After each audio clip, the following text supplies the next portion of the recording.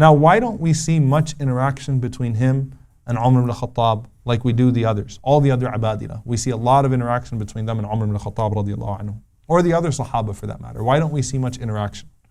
What do you guys think? He was always in battle. Always in battle with Amr ibn al-As. So actually what he narrates, as far as from a Sahabi, he narrates from his father. And then he narrates from those that were in battle with him. But he was always in jihad with his father. And his father, subhanAllah, his father used to feel a sense of confidence when he looked and he saw him there, because Abdullah was a great warrior. He was similar to him in size. He was similar to him in strength. He had that dedication. So Amr ibn al-As kind of counted on Abdullah ibn Amr. So Abdullah was always with his father. And subhanAllah, you find in almost all of the battles of the Sahaba, okay, Yarmouk, Ajnadeen, okay, the battles with the Romans, the battles with the Persians, the battles with any people, you find that Abdullah ibn Amr is narrating most of those battles. Okay, so he's the narrator of most of the battles of the Sahaba after the death of the Prophet ﷺ. Obviously, he didn't get to witness those battles when the Prophet ﷺ was still alive, but he's the one that's narrating these battles, and he talks about them. Ajnadeen, he talks about when they fought the Persians. He says, I remember, وَنَحْنُ عَشْرُونَ أَلْفٍ, we were 20,000, وَعَلَيْنَا عَمْرُ ibn al-As, and Amr ibn al-As was our commander. فَهَزَمَهُمُ اللَّهُ, Allah Azza wa Jal destroyed the other army. Okay, he talks about the time that all of them went out against the Romans, and subhanAllah, who was with him? All of the Abadila. Actually, all of the Abadila went out in the battle against a Turk, okay, in Constantinople. In Constantine, they all went out in that battle. Abdullah bin Abbas was there, Abdullah ibn Umar, Abdullah ibn Zubayr, and Abdullah ibn Amr was a commander of the right wing of the army. So all of them were there together in that battle, so they all have narrations from that battle, but he's in each and every single one of them. Now, Amr ibn al-As radiallahu anhu, he was the governor of Egypt. So he conquers Egypt in the time of Umar al-Khattab radiallahu anhu, and he's the governor of Egypt. When Uthman radiallahu anhu becomes Khalifa, this is now where we get to the fitna part. When Uthman becomes the Khalifa, Uthman radiallahu anhu replaced Amr ibn al-As with Abdullah ibn Sa'd. Now, there was nothing between Uthman and Amr ibn al-As. It was just sometimes governors got replaced, change of Khalifa, change of governors. So he was changed from being the governor. And when that happened, Uthman radiallahu ta'ala anhu, he sent him throughout other parts of Africa, okay, as well. So it's not like Amr ibn al-As got bitter when he received the letter that he's no longer governor. No, Amr ibn al-As continued to command an army under Uthman ibn Affan radiallahu ta'ala anhu. And that's when Ash-Sham came fully under the Muslims in the time of Uthman radiallahu ta'ala anhu, under Amr and under his son. Okay, the Battle of Yarmouk took place. So there, all of the spread of Islam takes place under Uthman ibn Affan radiallahu ta'ala anhu. And again, the commander of the army is Amr and his son Abdullah. Now, when it comes to the fitna, when it comes to the trials and tribulations that are now going to take place, what's interesting is that, number one, Abdullah ibn Amr, he narrates many of the ahadith about al-fitan, about the trials and tribulations to befall the ummah. Meaning the Prophet ﷺ told him about many of the trials and tribulations that would befall the ummah. Okay? And the Prophet ﷺ, frequently spoke about this in front of Abdullah ibn Amr. So a lot of the ahadith, for example, that talk about the prohibition on hurting your Muslim brother or hurting your Muslim sister. The hadith, al-Muslimu man salima al-Muslimun min nisanihi wa yadihi wal-muhajiru man hajara ma naha Allah an, or mimma naha Allah an. This hadith, that the Muslim is the one from whom other Muslims feel safe from his tongue and from his mouth and from his tongue, from his hand, so he doesn't harm other people. And al-muhajir, the one who migrates, is the one who migrates from that which Allah subhanahu wa ta'ala forbade. That's narrated from Abdullah ibn Amr. Also, Abdullah ibn Amr, he said that the death, or to murder an innocent Muslim, is worse than Qiyam as-Sa'ah, is worse than the Day of Judgment being established itself. So he hates division, he hates dissension amongst the Muslims. He narrates the hadith where the Prophet ﷺ said that Allah subhanahu wa ta'ala would not take knowledge away from this ummah by stripping it from the hearts of the people, but instead, بِقَبْضِ الْعُلَمَاء, Allah Azza wa Jal would take the lives of the scholars. Okay? And then the people would take ignorant people as their leaders, and then they would ask them فَضَلُّوا وَأَضَلُّوا, and those leaders, أَفْتُوا بِغَيْرِ عِلْم, they would give fatwa without knowledge, and so they would lead astray and they would be astray themselves. He's the one that narrates this hadith. And actually, subhanAllah, Aisha radiallahu anha, when she heard this hadith, she didn't hear the Prophet ﷺ say that. So when she heard that Abdullah ibn Amr said that, she sent Urwa ibn Zubair to travel to meet Abdullah ibn Amr to make sure that he heard that from the Prophet ﷺ, because it was so surprising to her that the ulama of this ummah would die. Why? Because they were so used to seeing scholars everywhere. I mean, scholarship was rampant amongst the Sahaba and the Tabi'een. So Aisha sends her nephew Urwa to confirm, did Rasulullah ﷺ really say that Allah Azza wa Jal would take the lives of the ulama, of knowledgeable people, and that's how knowledge would be lifted? And Abdullah ibn Amr, he said yes. And subhanAllah, there are two ahadith here I want to give you guys before we go into the political situation with Abdullah ibn Amr. One of them is that Abdullah, it's narrated in Ibn Majah, it's an authentic hadith, that Abdullah ibn Amr ibn al-As radiallahu anhu, he was sitting in the shade of the Kaaba. This is way after the death of the Prophet ﷺ. He was sitting under the shade of the Kaaba.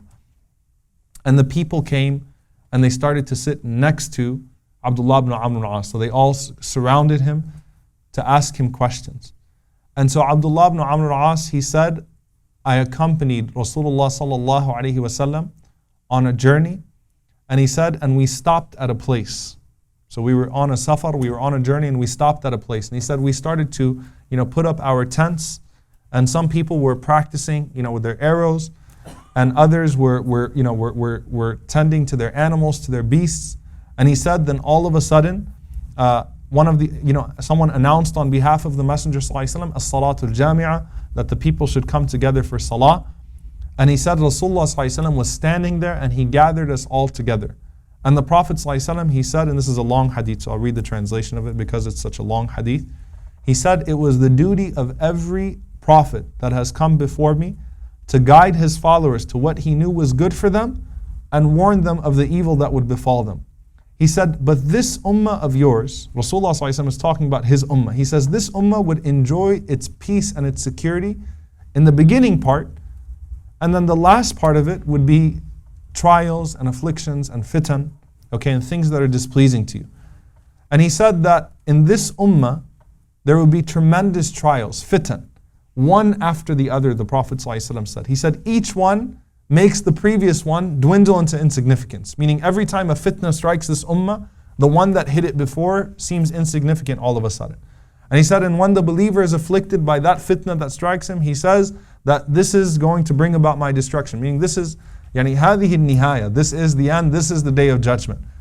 Then the Prophet ﷺ said, when that fitna is over, another one comes. And the believer says, well, this one is going to end me. This is the end of the ummah. This is the end. And that's really what happens, right? Throughout Islamic history, everyone thinks this has got to be Yawm al-Qiyamah. I mean, there were Sahaba, when they saw the wars that took place, they said, this fitna, this is all we're waiting for now is the day of judgment.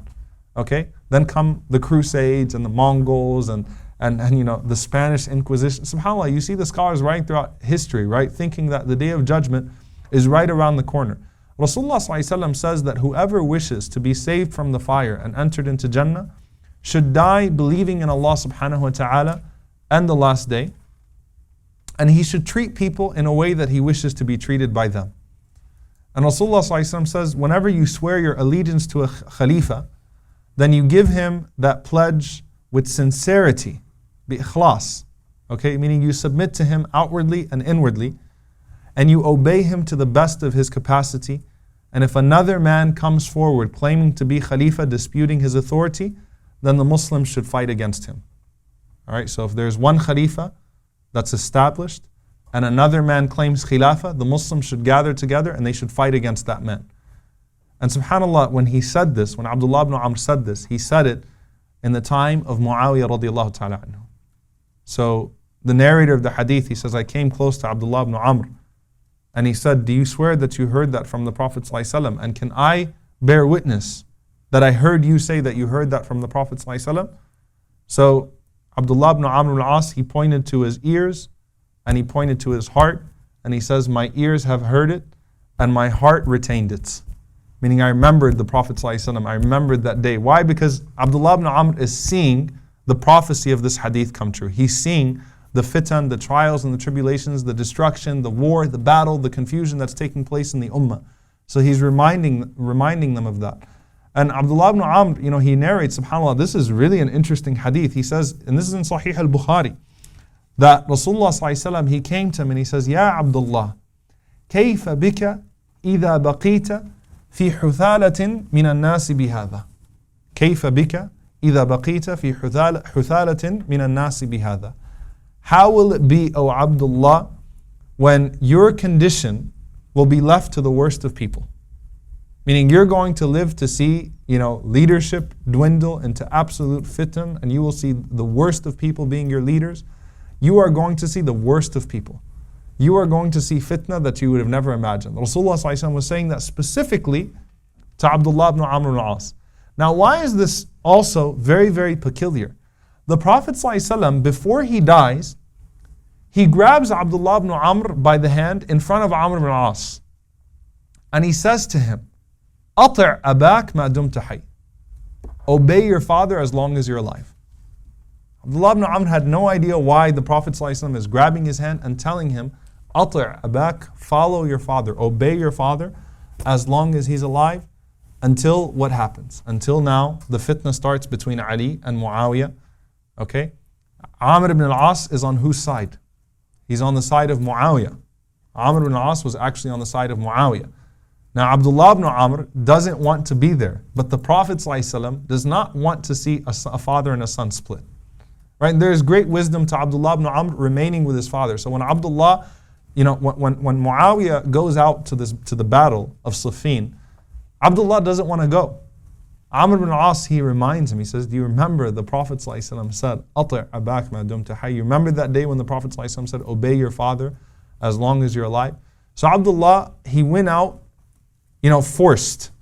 He went out remembering the advice of the Prophet ﷺ, but he would play an important role. Basically, the important role, Abdullah went out and he says, Wallahi ma ramaytu bi sahmin. He said, I swear I didn't throw a single arrow and I didn't move my sword once. He just stood there. Okay? Why? What is the wisdom here of Abdullah ibn Amr being in that situation? Rasulullah ﷺ, he said about, and it's amazing, when you read about al-fitan, you read about the trials and tribulations, how much the Prophet ﷺ knew exactly what was going to happen and how he warns the Sahaba and tells the Sahaba, you'll be in this situation, you'll be in that situation. Right? He tells Ali radiallahu anhu, سَيَكُونُ بَيْنَكَ وَبَيْنَ عَائِشَ شَيْئًا. By the way, one day you and Aisha are going to have a disagreement. Ali radiallahu anhu says, Ya Rasulullah, if that's the case, then I'm shaqi, I'm a deprived, miserable human being. The Prophet ﷺ says, no, just send her back to her house when that happens. Rasulullah ﷺ tells Uthman radiallahu anhu that he's going to be assassinated. Right? He's telling the Sahaba, he's putting them in place. He tells Az-Zubayr, who's a close friend of Ali, that one day, while Az-Zubayr is sitting with Ali and they're kind of buddies, right? They're leaning on each other. They grew up together. And he's saying, you guys are going to be fighting. تَقْتُلْهُ وَأَنْتَ لَهُ ظَالِمٌ. You're going to fight against him and you're the wrongdoer there. You'll be wrong when you fight against him. So what does the Prophet ﷺ say? The Prophet ﷺ says that there's going to be a fitna in my ummah. There's going to be two sides in my ummah. And the Prophet ﷺ affirmed that they would both be believers. Both of these will be Muslim armies. Okay? So in one narration, he picks up Al-Hasan radiallahu anhu and he says, Inna ibni hadha sayyid. This son of mine is a master. He's a sayyid. وَلَعَلَّ اللَّهِ. It might be that Allah subhanahu wa ta'ala and يُصْلِحَ بِهِ, Allah Azza wa Jal might bring together through him فِئَتَان عَظِيمَتان مِنَ الْمُسْلِمِينَ. Two great Muslim armies will come together through Al-Hasan. That's exactly what happened. Al-Hasan became the peacemaker. He's the one that united the ummah after all of this. But now what happens in the Battle of Siffin? The Prophet ﷺ said, when these two armies fight, they said, Ya Rasulullah, how will we know which one of them is on the truth? I mean, you've got Sahaba here, and you've got Sahaba there. The Prophet ﷺ said, the wrong army will kill Ammar ibn Yasir. Okay? Al-Fi'atul Baghiyah, the army that is incorrect, will kill Ammar ibn Yasir radiallahu ta'ala anhu. Ammar ibn Yasir came out on the side of Ali radiallahu anhu. Abdullah ibn Amr is one of the narrators of that hadith. So Abdullah ibn Amr, he came out on that day, and when he saw Ammar ibn Yasir standing with Ali ibn Abi Talib, he started to scream out, تَقْتُلْهُ الْفِئَةُ الْبَاغِيَةُ. The transgressing army will kill him, the transgressing army will kill him. But while he's saying that, the battle already started. And Ammar ibn Yasir was killed on the side of Ali radiallahu anhu. So Abdullah ibn Amr goes running through. He was standing there quiet. He did not partake in the battle whatsoever. He's only there because the Prophet ﷺ told him to stay with your father. Do not leave your father, stay by your father's side. Abdullah ibn Amr starts running through the army, his own troops, and he says, تَقْتُلْهُ الْفِئَةُ الْبَاغِيَةُ أَنْتُمُ الْفِئَةُ الْبَاغِيَةُ. The transgressing army will kill him. You are the transgressing army. The man who killed Ammar, he comes to Muawiyah to be rewarded. And Abdullah ibn Amr starts screaming, Bashirhu bin nar, give him the glad tidings of hellfire. I heard the Prophet ﷺ say that the transgressing army will kill Ammar ibn Yasir. Now Muawiyah is, this is really, as a leader of an army here, this is really demoralizing because people now are stopping in the middle of the battle. So Muawiyah tells Amr ibn al-As, go to him, and he says, stop this majnoon of yours. Stop this madman of yours. I mean, look, we have to understand history, what's happening in this whole situation, right? To get an accurate picture of things. So Amr ibn al-As, he goes to Abdullah and he says, Mabik, what is it with you? He says, Ya abati, oh my father, ما سمعت رسول الله صلى الله عليه وسلم يقول لعمار ويحك يا ابن سمية. You didn't hear the Prophet صلى الله عليه وسلم say to Ammar, ويحك يا ابن سمية, woe to you, O ibn Sumayya, meaning Ammar, تقتلك الفئة الباغية, that the transgressing army will kill you. So Amr went back to Muawiyah and Amr said to him, ألا تسمع ما يقول هذا? Do you hear what he's saying? And Muawiyah responded, and this is what he said. He says, لا تزال تأتنا بهنا. He said, that hadith does not concern me. أنحن قتلنا? Did we kill him? إنما قتله الذين جاءوا به. Those that brought him out in his, in his condition are the ones that really killed him. So they started arguing about who really killed Ammar ibn Yasir, right? And so you have this entire thing taking place. The point is that Abdullah ibn Amr did not fight in the Battle of Siffin, and he actually served to sort of stop that conflict, because now once Ammar is killed, he's kind of stopping the battle because people are looking around like, wait a minute, did we do that? Was it someone from our army that killed him? Because they were still waiting to see, because they remember that hadith from the Prophet ﷺ, who would kill Ammar ibn Yasir. So that made things very, very, very clear for most of the people, for many of the people. But subhanAllah, Abdullah ibn Amr, he was always, after that battle, he was always depressed, always sad. And he used to, subhanAllah, he used to always be seen saying, Mali wa bis-Siffin. He said, what did I have to do with Siffin? Mali wa bi-qital al-Muslimin. What do I have to do with the killing of Muslims? Mali wa bis-Siffin. Like this became a famous motto of his, that he'd just be seen walking and talking to himself. What do I have to do with Siffin? What did I have to do bi-qital al-Muslimin? With the death of the Muslims. Now obviously, again, this all sorts itself out. Al-Hasan and Muawiyah make peace. It all comes together eventually. But this was a fitna. This was a mass confusion, a trial and test for the ummah.